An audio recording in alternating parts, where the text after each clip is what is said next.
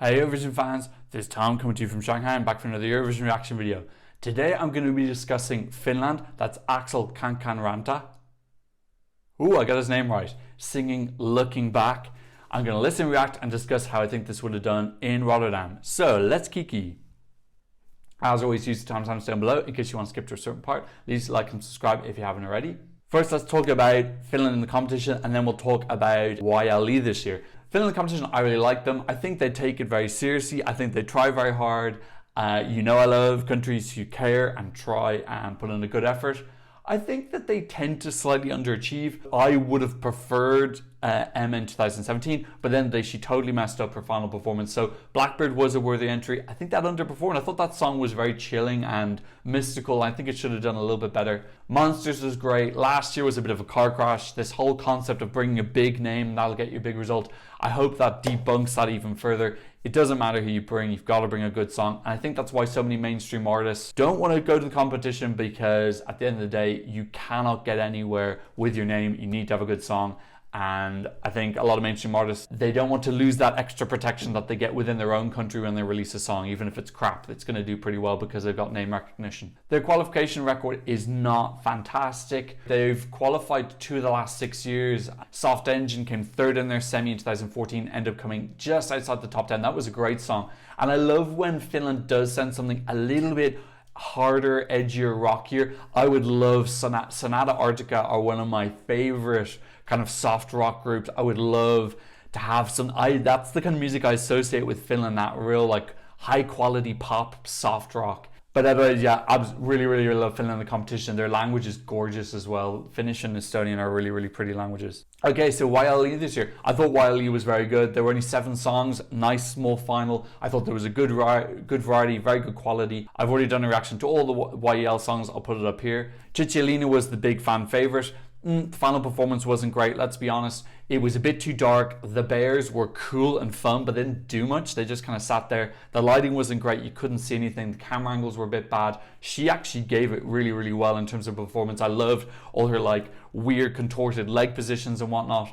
But I think really the fact it was so close at the end, I think if they kind of nailed the performance, production is the main thing. I thought the concept was okay. I just think the production was very poor. I think that they probably would have won. I thought those girls who were singing about bananas, oh my God, they look so basic. They literally look like they just come from their shift at Topshop and they were going to do some karaoke. They were so amateurish. So I was kind of glad that didn't win, because honestly, they just didn't have the standard in terms of a performance. So really, I do think it came down to the right final 2. I did think that those were the 2 strongest performers. I actually thought that, what was her name? Tika? I actually thought Tika was very good as well. I have heard this song before. I'm going to react to the live performance, which I have seen because I did watch the final live. So this is my second reaction to the live performance. Aksel, Looking Back, Wanna Know Master Bang. I don't blame them for going for Aksel instead of Aksel Kankanraanta. Seen a couple of interviews with him. He's a very sweet, I think he's quite young. He's a very sweet boy. And he's got a nice, smoky, chill voice. And like I said in my original video, he's got a real disarming appearance. I think his costume choice is a little bit strange. It looks kind of like he's just come from a Hindu wedding. Actually, it looks a little bit Chinese as well. As good he opens his eyes now, he's a little bit too closed eyes at the start. I actually think they got the staging, they did it very well. And I think that was actually the difference between this and Cicciolina. Yeah, like I think it's good, because if you've got a static performer, having that movement is really great, because it just adds a dynamism to the performance. Dami Im showed that as well. And also so did in 1944, that also had movement with a static performer. You know, his voice isn't wow, but it's very pretty. It's very buttery and smooth. The lyrics of the song are fine. They remind me of, what was that song called? Explode by Nelly Furtado, which is an amazing song. If you haven't heard that, download it. That kind of like life growth song. I don't mind the lyrics, at least it's something interesting. Little bit too much closed eyes here, but he could have worked on that before Rotterdam. Not mad on the choreographed movements. I think they should say to them, move at some point, but don't tell him which movement to do or when to do. Make it a little bit more fluid. You can see that now, like he's preparing for it and he does it. So, you know, that's just the signs of a kind of slightly inexperienced performer and production design which is not tailored specifically to the performer. But these visuals are great, you know, they're interesting, and it's better than him just standing there doing nothing really. Okay, look, at the end of the day, it's a very solid performance. Like, let's be honest, that's not the hardest song to sing in the world, but he does sing it very beautifully and cleanly. If you saw my original video, I said this was very good filler. Do you know, I kind of stand by that a little bit. I actually quite like this song. I've downloaded and listened to it a couple of times. So I do put it in that kind of generic filler X Factor winner category in semi-final 2, of which I think there are around 7-8 songs. But for me, it's one of the better ones. I actually think the melody is quite enjoyable.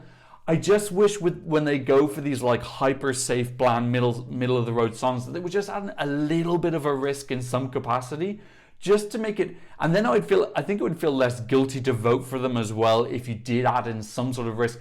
That is just so ballad, X Factor winner by numbers. There's nothing about it that is original or risky or special in any way. And I like him as a performer. I think he's a sweet boy. I think he's got a nice voice. He's not a typical looking performer, which I really like as well. His persona is quite disarming, and I think it fits well with the song because he's a young man. I just wish that there was maybe a little bit more of a risk in that, and that's where I would have favored Chickalene, even though ironically I haven't actually downloaded Chickalene, and I probably won't because I don't really find it enjoyable to listen to. But I really love the meaning and the intent and the energy and the special point of view that the song gives. I don't really feel a special point of view here in terms of the melody and the song as a structure. It does feel like it is an American written song, which it is, which has been transposed into a European market. It hasn't even got a tag. Like, when people are watching Eurovision, very often they'll go, oh, do you remember that song? You know, they'll say, do you remember that song? And they give it a personality tag, like Armenia would have been the Trap song, Bulgaria would have been the Mary Poppins song, Greece would have been the Supergirl song. You know, these little tags that make it easier to like discuss about, because obviously people, after they watch the show, they're talking with each other and then they're discussing who they're going to vote for. And when people are recalling them, they're going to pick out certain characteristics of a song or performance that stuck in their head and made them remember them. So that's one of the first jobs you need to do in Eurovision. You need to be memorable, and really there's nothing memorable about that. It can stick out in a finished final of 6 songs because, you know, really you don't have to have a massive attention span to get through 6 songs. When you're going through 18 in the semi or 26 in the final, this would absolutely and utterly get lost. It's just, if you ask people to list all of the songs, they're not going to remember this. It's going to be really, really low down the rankings just from the fact it doesn't have an impactful moment and they haven't taken any risks with the song. And that is the risk that you take. It is risky to send a song with no risk because you probably will do well with the jury and you'll probably make it through your national final. But when it comes to the actual Eurovision final, you're not going to do that well. No news yet about what's going to happen next year. I have a feeling that they're probably not going to keep this based on the fact that it wasn't doing very great in the odds. It was 27th out of 41. Now, having said that, it was, out of all the songs in Semi 2, it was 10th in the odds. So, you know, maybe it could have crept through just merely from the fact that Semi 2 is quite weak. So, I don't know, like from my perspective, I didn't like it on first or second listen. I really took maybe like third or fourth listen before it started to grow on me. I've only listened 3-4 times, so I don't know how many listens I'm going to get out of it. So a little bit difficult for me to say. Could this have snuck through? I don't know. I think if it had, it would have been 9th or 10th, and it would have been a testament to how weak the second semi is.